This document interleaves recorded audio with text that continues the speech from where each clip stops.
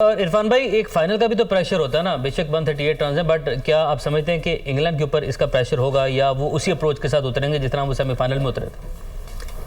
नहीं, असल में जिस तरह आपने देखा होगा कि पाकिस्तान मैच में स्टार्ट किया तो शुरू में उनको ये देखा होगा, पहली बॉल ही फ्री हिट कर दी, नो बॉल किया, उसके बाद वाइड किए, 2-3 बॉल ओवर के बाद उन्होंने फिर अपनी लेंथ चेंज की है, फिर उनको अपने फील्डरों को एडजस्ट किया। जब प्रेशर तो होता है, अभी जो प्रेशर था हमारी बैटिंग से पे वो सारा फिनिश होगा। अभी हमें अच्छी बॉलिंग करनी पड़ेगी, उसका मतलब ये होता है कि आप बहुत अच्छी बॉलिंग और उसके साथ फील्डिंग को बैकअप करना पड़ेगा अपने बॉलों के, एक अच्छा रन आउट को, अच्छा कैच को, जो मतलब कि मैच में एक हीरो बनाता है। जहाँ से मतलब बड़े मैच के बड़े हीरो निकलते हैं, यही टाइम होता है कि आप अच्छा परफॉर्म करके कोई एक अच्छा स्पेल करें, अच्छी फील्डिंग करके कैच लें, अच्छा रन आउट करें, तो फिर ही आपके पास पता चलता है कि आपके अंदर कितना जिगरा है कि बड़े मैचों के आप कितने बड़े प्लेयर हैं। सैम करन का रोल आप पाकिस्तान की इनिंग में किससे एक्सपेक्ट कर रहे हैं?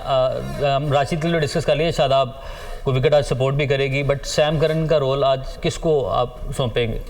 नहीं, उसमें तो हमारे जितने भी है उसको तो 2-3 को देना पड़ेगा। उसका रोल सबको मिला के ऐसे रोल देकर हमारे ये सारा रोल जो है ना सैम करन वाला पूरी टीम के 5 बॉलरों को मिलना 6 बॉलर्स को देना पड़ेगा। वसीम है, शाहीन है।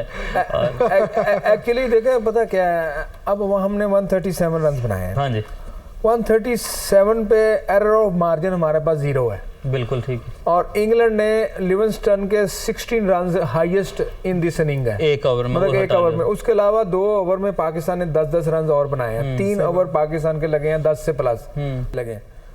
देखें इंग्लैंड ने 2 चीजें देखी, वो पूरे प्लान के साथ आए। उन्होंने जहां अब देखें आदर रशीद स्लो भी कर रहा था, जितना वो स्लो कर रहा था उसका बाउंस उतना ही आ रहा था, और बहुत अच्छी उसने बॉलिंग वेरिएशन के साथ की। हमारे बैटर आए हैं, हारिस ओवर कॉन्फिडेंट खेला है, 5-6 बॉल उसकी समझ में नहीं है तो उसको थोड़ा स्टे कर लेना चाहिए था। बिल्कुल आराम से थोड़ा टाइम निकालो, कोई मसला नहीं, अगले 1-2 ओवर और देख लेते हैं। हमारे किसी बॉलर ने टाइम नहीं लिया, बैटर ने। इवन दोस्त के मैं क्रेडिट सारा इंग्लैंड बॉलिंग को देता हूँ, उन्होंने एवरीथिंग ऑन प्लान किया है। बिल्कुल। अब देखिए बेन स्टोक ने किसी मैच में 4 ओवर नहीं किए, आज वो अच्छी कर रहा था, उसको पहले ओवर से 4 ओवर उसने कंप्लीट किए हैं। आदर रशीद ने मिडिल में बहुत उम्दा बॉलिंग का मुजाहरा किया। सैम करन एज ऑलवेज जो कर रहा था उसने वही किया। क्रिस जॉर्डन ने last few over last game में मार खाई है, इस मैच में वो ऑन प्लान था। वो सिर्फ इसी वजह से हुआ है कि हमने एक पार्टनरशिप लगाई है, वो शान एंड बाबर आजम के नाम, वो आई थिंक 39 रन की पार्टनरशिप है। उसके अलावा कोई पार्टनरशिप हमारी नहीं लगी। और एक और खास बात सैयद भाई, आपकी बात मैं काट रहा हूँ लेकिन यहीं से एक मैं ऐड करना चाह रहा हूँ बीच में, फिर आप कंटिन्यू कीजिएगा, कि जब उन्होंने देखा कि ज़्यादा दुक्के लग रहे हैं, इनके डबल ज़्यादा हो रही हैं, ट्रिपल हो रही है, तो उन्होंने फील्डर्स को बाउंड्री से 5-10 मीटर आगे खड़ा कर दिया।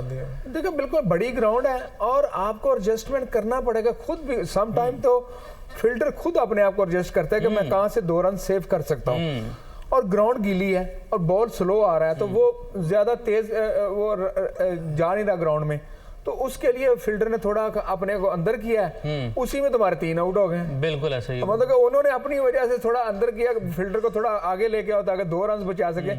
हम उसकी बाउंड्री क्रॉस करते करते हमने 3 विकेटें वहां पे भी दे दी। मुझे ये बताएं, मुझे कोई तसल्ली दे दें, मुझे कोई हौसला दे दें कि अभी कुछ है गेम बाकी। जी बिल्कुल